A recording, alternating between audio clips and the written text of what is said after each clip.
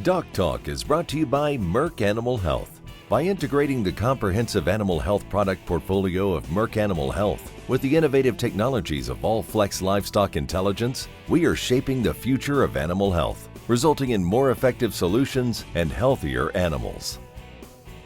Hey folks, welcome to DocTalk.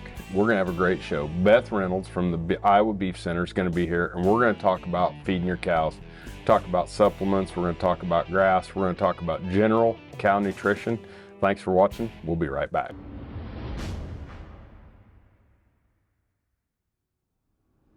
Stressors that trigger bovine respiratory disease are all around. So when you spot BRD in your herd, turn to Zuprevo, the fast that lasts. Zuprevo is rapidly absorbed in as little as 45 minutes and lasts up to 28 days. Because in the race against BRD, you need to win. Ready, set, Zuprevo. In case of human injection, seek immediate medical advice. For use in beef and non-lactating dairy cattle only. For prescribing information, talk to your veterinarian or visit Zuprevo.com.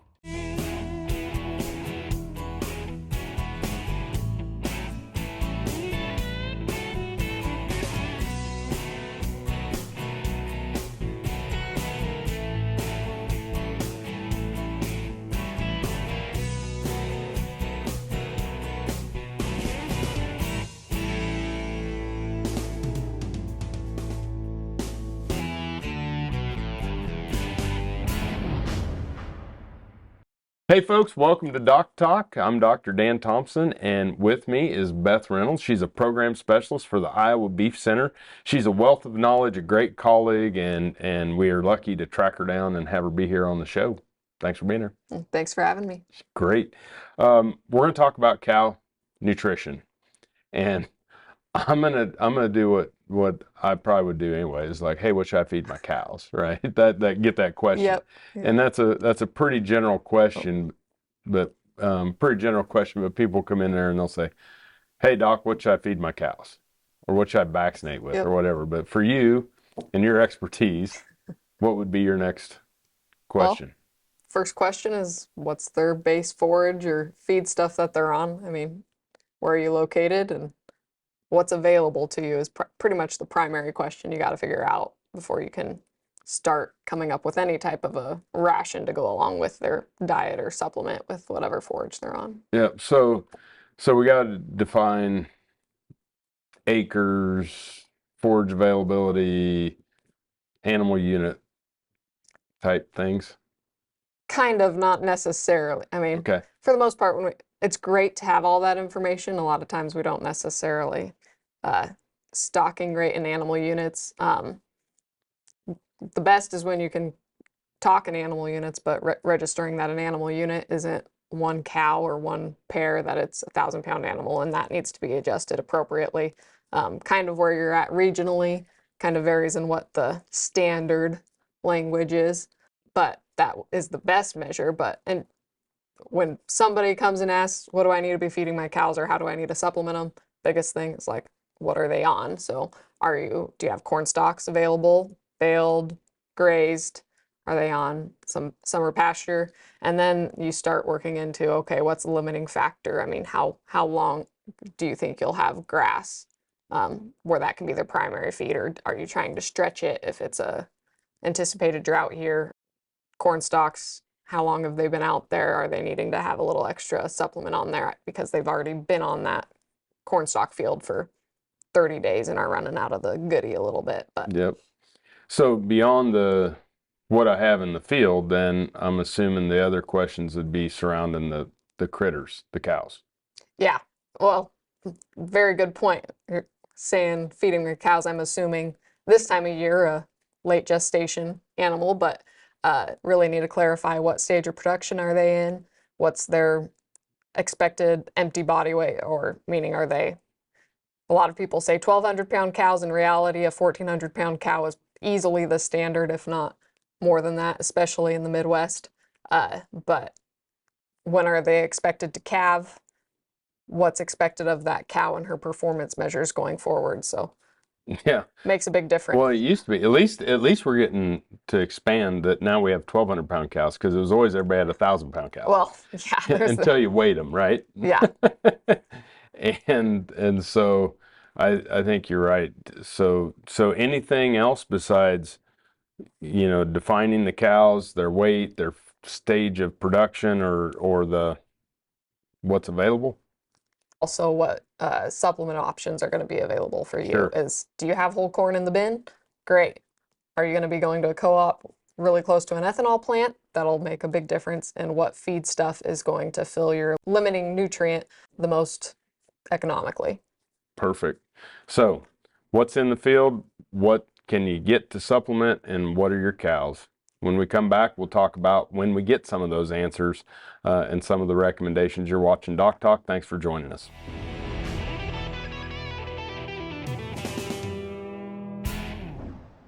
Nasalgen 3 is a new 3-way intranasal BRD vaccine that offers young calves unrivaled protection against devastating respiratory diseases, including IBR, BRSV, and PI3. And it has a unique blue shadow, so there's no second guessing which animals have been vaccinated. To up your protection, choose new Nasalgen 3 PMH, the first and only 5-way intranasal vaccine on the market. Talk to your veterinarian and visit nasalgen.com to learn more.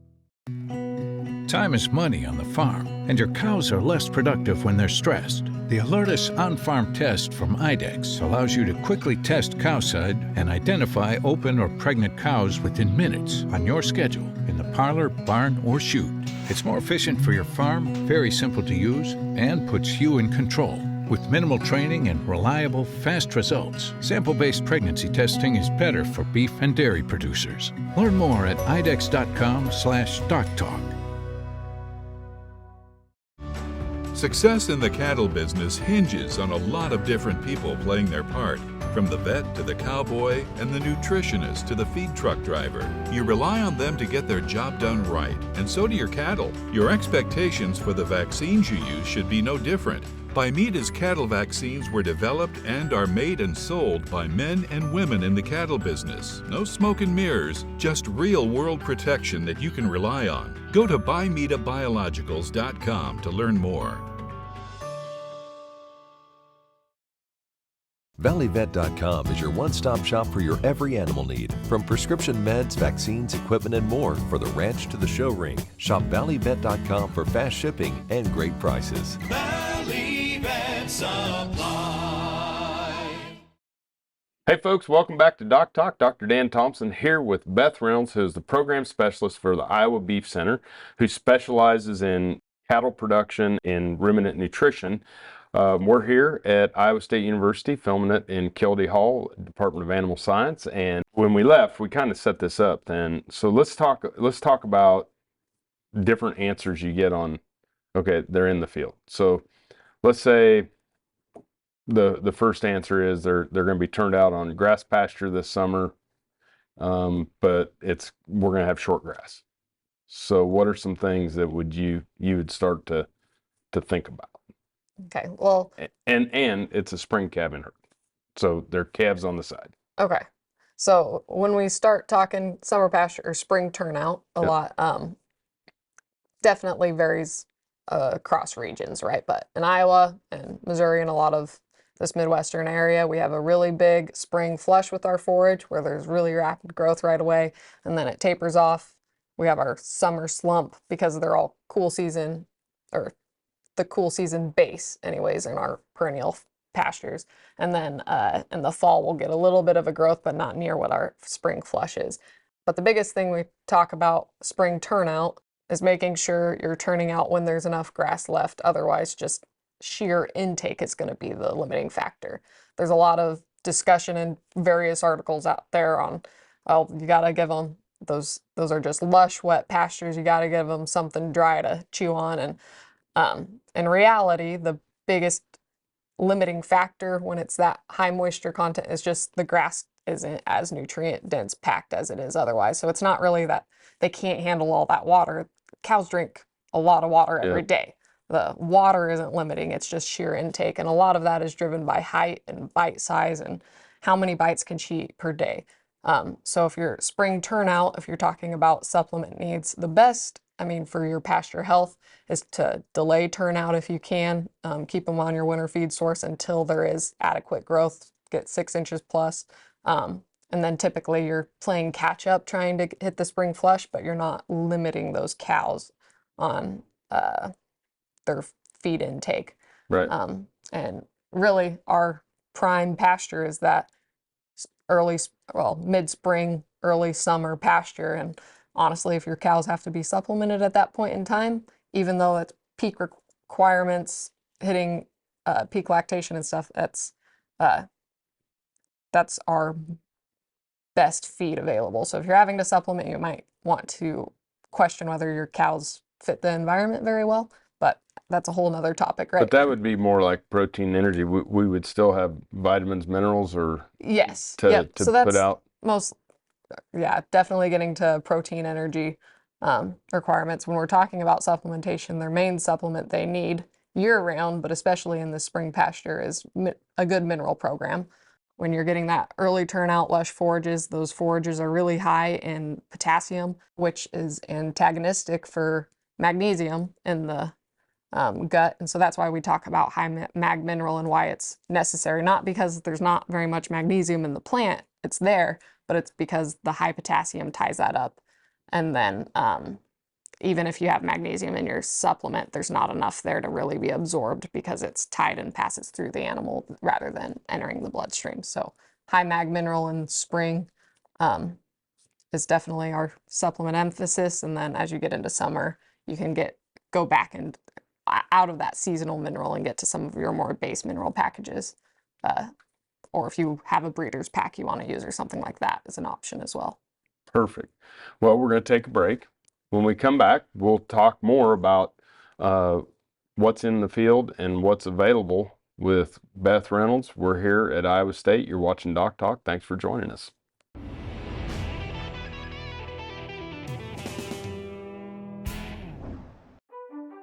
When it comes to treating BRD, you want a product that you can count on to get the job done at an affordable price. Macrocin by Bimeda delivers on both. A straight shooting, no BS tulathromycin that does what it's supposed to do. End of story. You don't need to take our word for it though. Go to macrocin.com for customer testimonials and head-to-head trial results. For your cattle and your bottom line, choose Macrocin.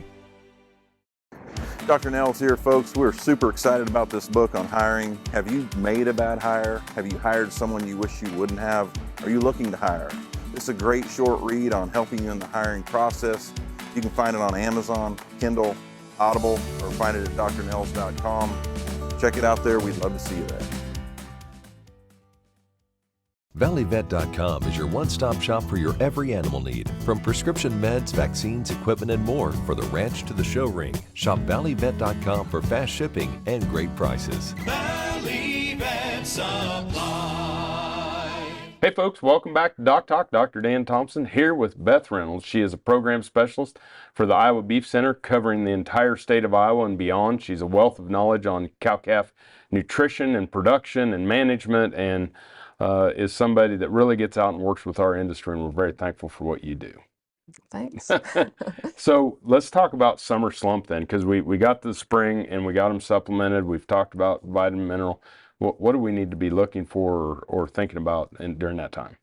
Okay, so summer slump, talking supplement options is kind of our emphasis. Again, make sure they still have consistent access to their mineral. Most mineral programs, consistency is key. If you have it out there all the time, they're not going to gorge themselves and go through it as fast as if you're really consistent with it, monitoring salt intake, all that good stuff. But other supplement considerations for the summer slump. So this is when our production drops.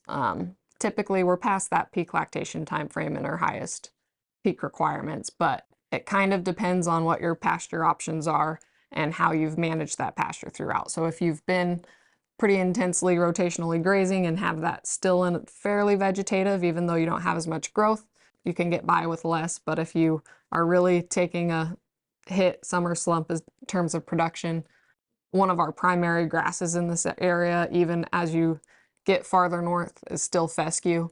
If you think summer slump, a lot of that is driven by heat suppressing those cool season grasses growth, but the heat is also fescue toxicity essentially works as a type of heat stress, right? Yep. And so you're having that combination effect. And so a lot of our emphasis on some of supplement options, if you're trying to stretch pasture, is to try to get a little bit of an energy supplement, because that's had some benefits shown with fescue toxicity, whether that's displacing just some of the diet and also just improving some rumen function as well. Well, and we can feed cattle, feeder cattle. They come in off of fescue pastures. They're heat intolerant, but as we feed them grain, they come out of that heat intolerance, and so there's probably some physiology there as well. Definitely. Just decreasing the amount of endophyte infested fescue that they take in. Basically, a lot of dilution is the solution type of and mentality mowing on that. Yeah. And that's depending on how your grazing management is gone. If you have a lot of seed heads out there, you might be better off just taking a mower and clipping that seed head. I know it takes a lot of fuel and equipment in order to go mow pasture, and some isn't accessible, but controlling that endophyte really has some performance implications, especially for those cows that bred fairly early, maybe not the earliest in the breeding season. If they hit that heat stress period, they're pretty prone to sloughing that calf. Early abortions with fescue toxicity are something to consider. So when you talk about supplementing them some energy, what are some of the common? Well, in Iowa, corn is king, right? So that's definitely an effective supplement option. The one thing to consider with corn is it is starch based. So as you increase your levels of corn, there are some, if you reach a point, you'll be reducing fiber digestibility, and then they're not getting as much out of the forage as they are if you would have switched to digestible fiber or something like that. And so some of those would be like soy hulls or distillers grains, gluten, but you can effectively use corn. If you're going to be running this time of year, you probably have a solid idea if you're going to be pretty short grass, or if you are getting to whatever your target end date, whether that's Thanksgiving, you want to bring them home or whatever. The supplementation level and whether it's a starch or a fiber-based supplement will make a difference on whether it displaces any of their forage intake. A fiber is more effective at doing that than a starch. And then also considering it's a lot more convenient to do like every other day or every third day supplementation. But if like forage intake, if you're supplementing so that they don't go through the pasture as fast, every other day supplementation will not displace forage intake. Right. Like a daily supplement potentially can, depending on how much is fed. Great. So if you're just doing it for performance and body condition, you can do the every other day. But if you're doing it to keep them out of the fescue as much and prevent some of that, limit some of the forage intake, you got to do them every day. Yeah, pretty much. Energy versus protein, how well they respond will vary. They do a little better every other day with protein supplementation, but in general, correct. Forage intake every other day, don't do. Perfect. We're going to take a break. When we come back, we'll move into the last quarter or third of the year, talking supplementations with Beth Reynolds. Thanks for watching.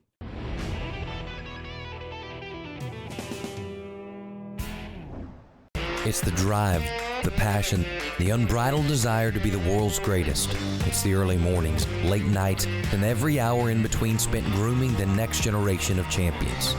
We're with you through the best times and the tough times. Seeing your horses through inevitable health scares and setbacks you never saw coming. Everything they deserve is here, delivered fast. We'll work hard for you so you can work hard for your dreams. As a stocker operator, your job is to turn forage into profit. With the right implant, you can. Revlor G improves grazing performance for 150 days, the same length as the typical grazing period. And it's dosed for stockers' maturity levels, adding up to an extra 23 pounds. See why Revlor G is the #1 choice in stocker implants at RevlorG.com. A withdrawal period has not been established in pre-ruminating calves. Do not use in calves to be processed for veal. ValleyVet.com is your one-stop shop for your every animal need. From prescription meds, vaccines, equipment, and more for the ranch to the show ring. Shop ValleyVet.com for fast shipping and great prices. Valley Vet Supply.